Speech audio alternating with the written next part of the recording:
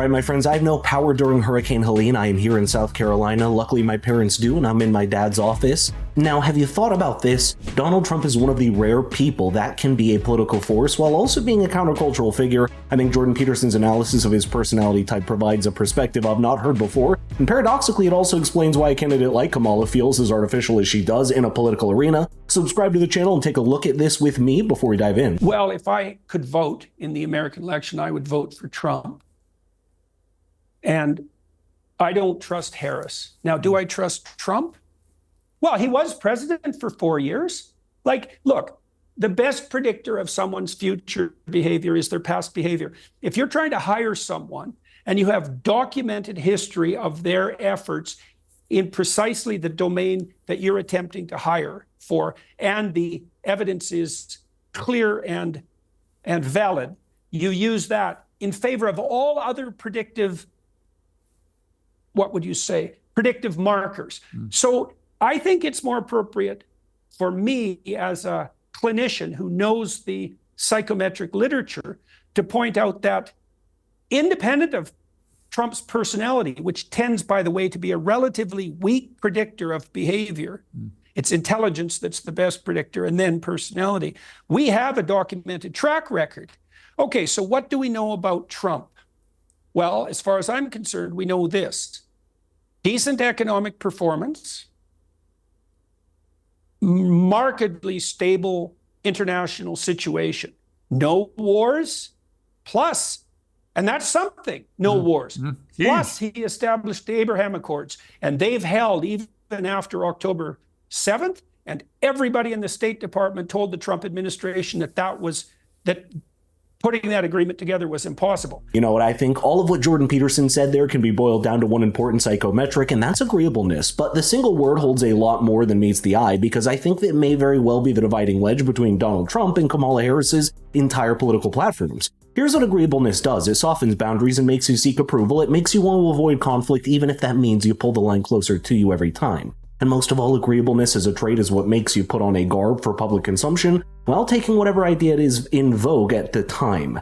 Doesn't that exactly describe Kamala Harris and the antithesis of Trump? When you look at the Biden presidency as a whole, in which Kamala was undoubtedly a major part, it was appeasement and weakness on the world stage while caving into the more radical strands of their party each time. And it's truly a revelation when you realize how personal character traits are so amplified when that person assumes charge of the government. You saw that with Donald Trump as well as his first term, with almost a sense of pride and arrogance that infused his style of governance. That obviously was a double-edged sword, because while it may have made the alluring as a political force, it also alienated a lot of the centrist middle in America, and that of course is the most important and decisive electorate in the country. Especially in a race as tight as this one, the centrists and independents in America are the potential kingmakers. Perhaps that's why Jordan believes Donald Trump is toning it in a bit to appeal to the crowd. But there's something else to consider too, because you might say, well, you know, that was round one and now it's round two and Trump is older.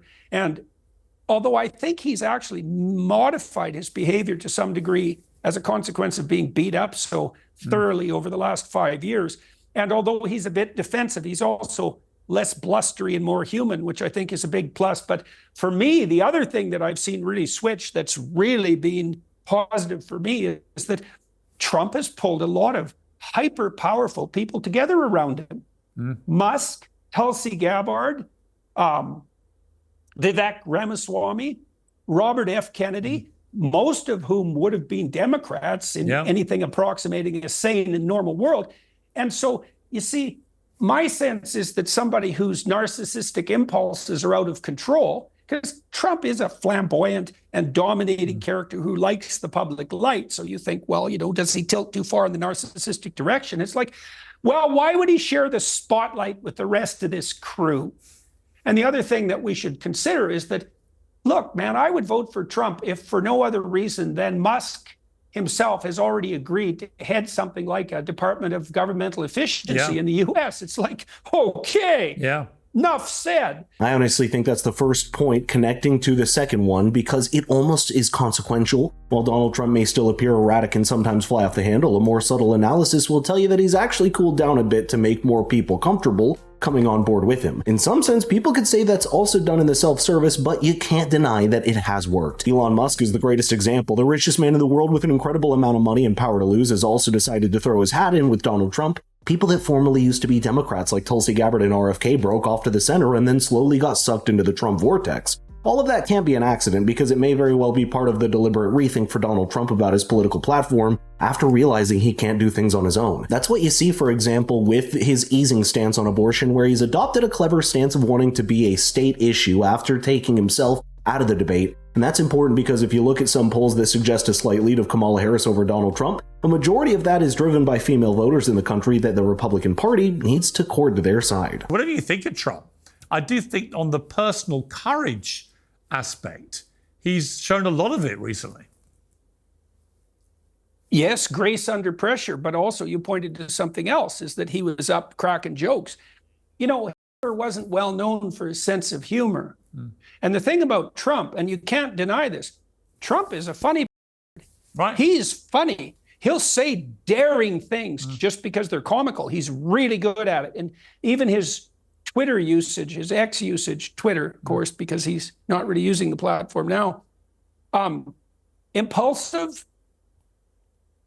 entertaining, unbelievably cutting and funny in a stand-up comedian sort of manner. And, you know, that just doesn't go well with the tyrannical personality, because tyrants aren't well known for being able to tolerate the court jester. Let's put it that way.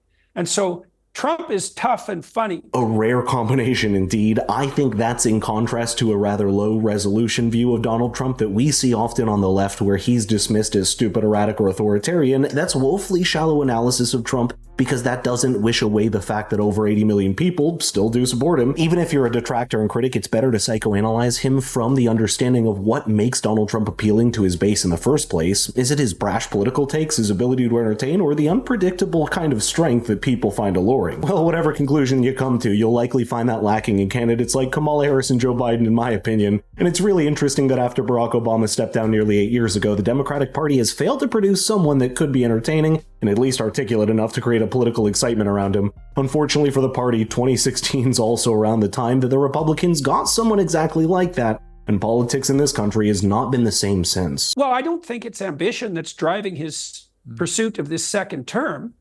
I mean, first of all, Trump's an old man, and second of all, he's already president, and he's as famous as you can get. Yeah. And you might say, well, his ambition is so overweening that, you know, it's compelling him forward regardless. And I don't actually think so. I actually think that what happened was that Trump accidentally became president, shocked the hell out of him, and then he got some sense of exactly how unstable and corrupt the DC swamp had become. And he started to take the role seriously.